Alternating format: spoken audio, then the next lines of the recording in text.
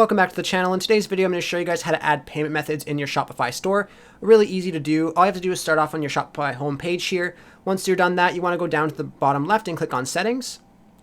And under Settings, you want to go over to Payments, and this will show you all the payment options and payment providers that you have the opportunity to use.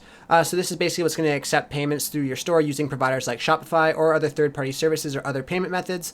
So there is Shopify Payments, there's PayPal Express Checkout, then you have access to third-party providers and alternative payment methods. Now, obviously, if you want to check out with Shopify Payments, you can click the Complete Account Setup right here. Same thing with PayPal, you just want to click on Complete Account Setup.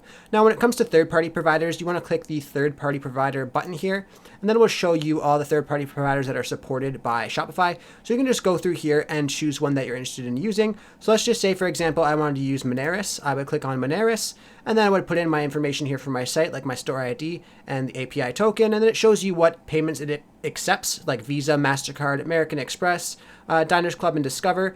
So if you wanted to activate Moneris, you would put in the information and then just click on Activate Moneris.